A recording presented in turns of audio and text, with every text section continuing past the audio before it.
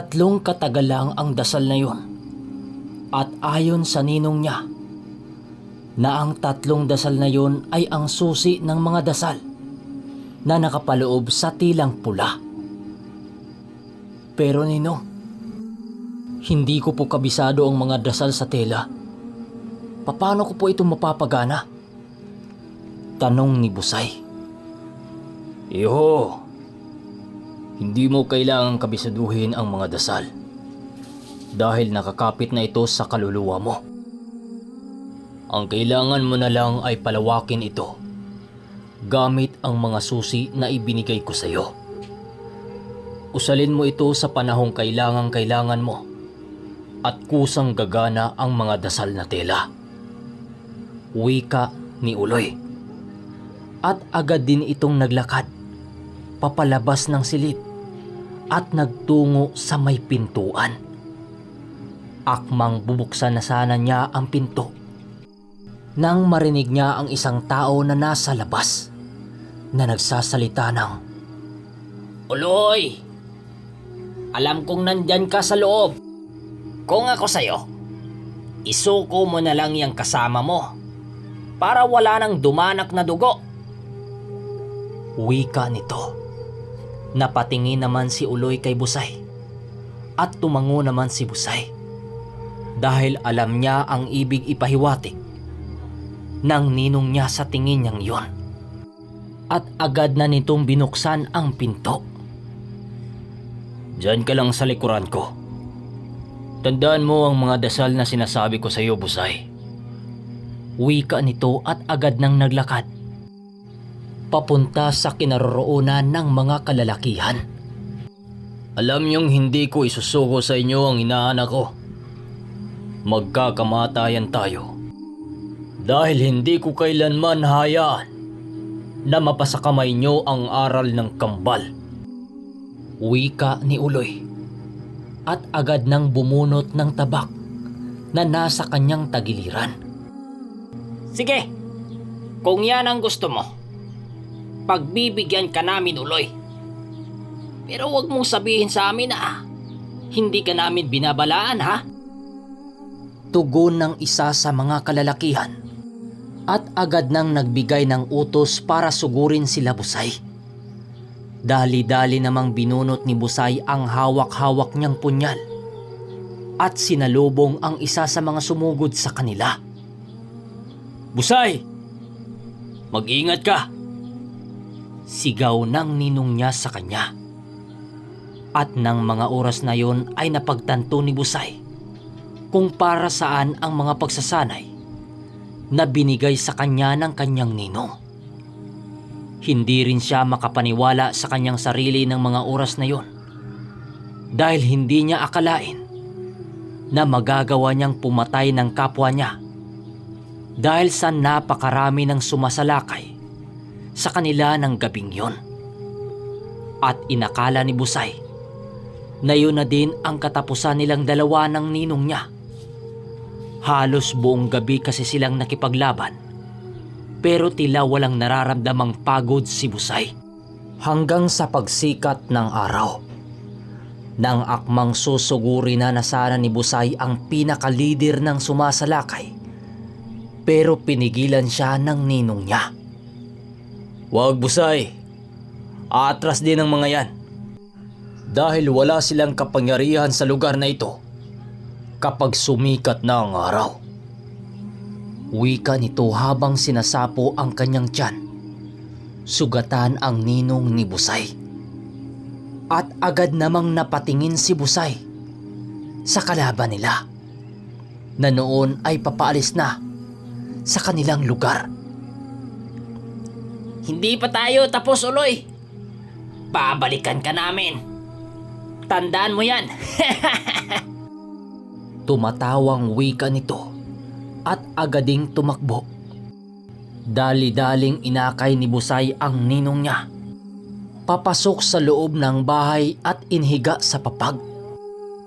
Inutusan ni Uloy si Busay na kumuha ng mga halamang gamot na nasa paligid lang din ng bahay nila. Agad namang hinanap ni Busay ang mga sinasabing halaman ng ninong niya at inihanda ito. Tinuro din ni Uloy kay Busay kung papaano gumawa ng gamot gamit ang mga dahon.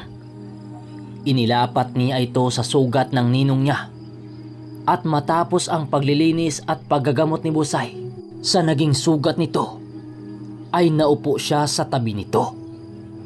Iniisip niya pa din ang mga nangyayari. Hindi mawala sa isipan niya ang mga nagagawa niya. Pero laking gulat niya nang lumabas siya ng bahay dahil tanging mga marka na lamang ng dugo ang naiwan sa lupa. Wala na ang mga katawan ng mga taong nakalaban nila ng gabing yon. Dali-dali naman siyang pumasok para sabihin ito sa ninong niya. Pero nakita niyang tulog na ito. At dahil sa sobrang pagod ng nararamdaman ni Busay, ay nahiga ito sa sahig habang hawak ang punyal. Maya-maya pa ay naramdaman ni Busay na kumilos ang ninong niya. Nang idilat niya ang kanyang mga mata, ay nakita niyang papatayo na ito at nagpapalit ng damit.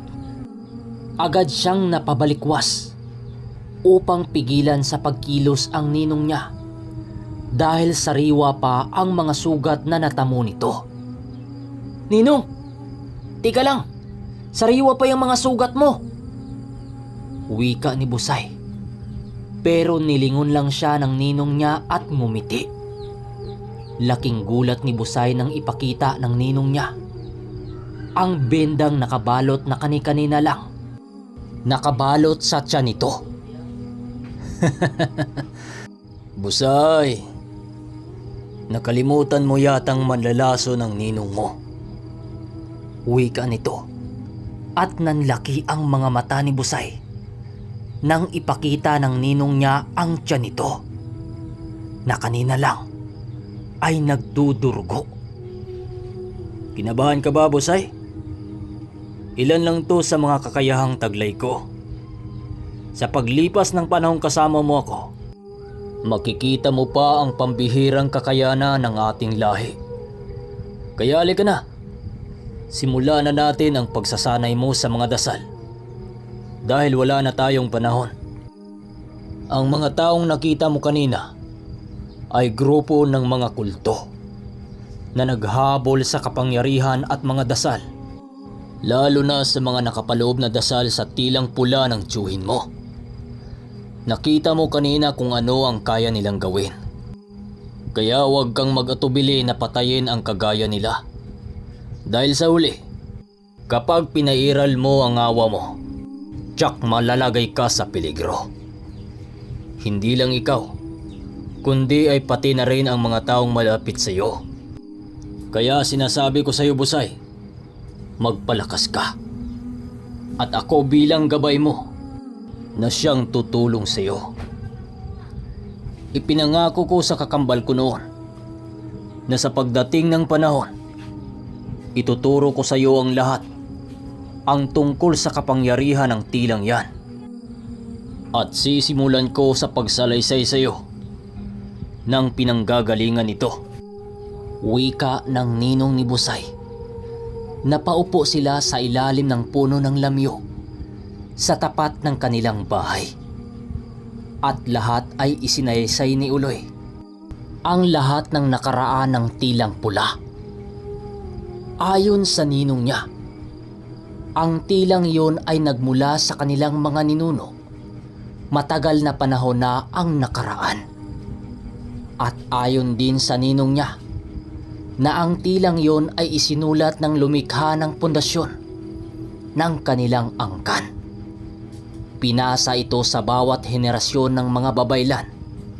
Malakas ang kapangyarihan ng tilang yon. Ngunit ang kaakibat ng kapangyarihang yon ay ang isang madilim na sumpa. Sa bawat henerasyong pagpapasahan ng tilang yon ay magkakaroon ng isang kambal na anak. At isa sa mga kambal na yon ay ang magkaroon ng kakayahang manggamot. At ang isa naman ay magtatangan ng kakaibang lakas bilang manlalason. At dagdag pa ng ninong niya na ang dalawang kambal ay laging magkakatuwang sa lahat ng bagay. Ang isa ay tagagamot at ang isa naman ay magtatanggol ng manggagamot. Bagay na ipinagtataka ni Busay sa kadahilanang isinilang siya ng walang kakambal. Di ba ninong ang sabi mo, bawat isa lang sa isang henerasyon ay may kakambal? Pero bakit ako isinilang ng nag-isa? Imposible po ba yun? Tanong ni Busay, na agad namang tinugon ni Uloy. Kakaiba ka sa lahat, Busay. Magamat nagmula ka sa lahi ng mga hilo, isinilang kang walang kakambal ng kapatid naming babae. Isang bagay na kinakatakutan ng iyong tiyuhin. Kung kaya't hindi ka agad inimulat ng tiyuhin mo sa mga ganitong larangan. Dahil sa pangambang baka manganib ang buhay mo kapag ipinasa na sa iyo ang ganitong kakayahan. Wika nito at ayon sa ninong niya na ang pagtatangan ng mga kapangyarihan ng dasal na yon ay isa ring malaking pananagutan. Dahil bilang may hawak ng tila na yon, kailangan mo ring maalagaan ito na hindi mapunta sa masamang loob. At ang totoong pinagmulan ng mga dasal na yon ay mula pa sa isang babaeng babaylan na naunang nangangalaga ng mga ito. Isinali niya ito sa isang pulang tela para mas madaling ikubli. Dahil ang mga dasal at inkantasyon na yon ay nakaukit sa balat ng babaeng babaylan. Hindi malinaw sa ninong ni Busay kung sino ang babaeng babaylan na yon. Pero ang alam niya, ito ay isang tagabalansi ng kalikasan. At nung unang kapanahunan, ay nagkaroon din ng mga disipulo ang unang humawak ng pulang tela. Pero lahat ng mga naging disipulo nito ay naligaw ng landas at naghangad lang ng kapangyarihan para sa pansariling kapakanan. Kung kaya't pinili na lamang ng unang tagapangalaga nito na itago ito at ang kanyang mga disipulo ay tumiwalag sa kanya at nagsimulang mag-aklas laban sa kanya. Hanggang sa nagdaan ang mahabang panahon at naipasa na ang pulang tila sa salin lahi. Ngunit hindi pa rin tumitigil ang nagnanais makamit.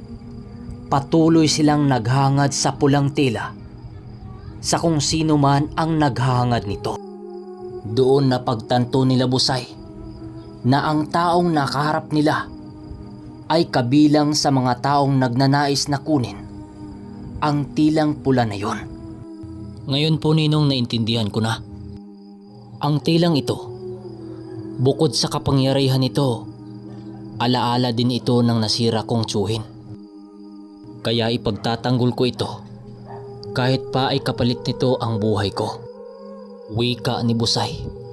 At simula ng araw na yon ay nagsimulang aralin ni Busay ang taglay ng tilang yon. At sa bawat antas na pinag-aaralan niya ay nararamdaman niya ang paglakas niya at ng ninong niya. Ayon kay Uloy, na pinagtatanggol din ng tila ang nangangalaga sa kanya. Isang bagay na pinasasalamatan ng lubusan nitong si Busay. Sa kadahilanang alam niya sa sarili niya na kahit na ano pang mangyayari sa hinaharap ay ipagtatanggol siya nito. Sa tulong din ng ninong niya ay nagagawa niyang palakasin ang kanyang sarili at nagagamit na din niya ang dasal sa tela, lalo na sa panggagamot. At matapos ang pagsasanay niya sa bahay ng ninong niya, ay agad na silang nagbalik sa bahay ni Busay. Sa pagkakataong yon, dalawa na sila ng ninong niya ang magkatuwang gumagawa ng gawain na ipinamana sa kanya ng kanyang tiyuhin. Sa pagpatuloy ng ating kwento ay ang pagbabalik ni Busay sa kanilang lugar. So yun mga kaermitanyo, Hanggang dito na muna ang ating kwento. Maraming salamat at huwag niyong kalimutang mag-like. Yun lang. Paalam.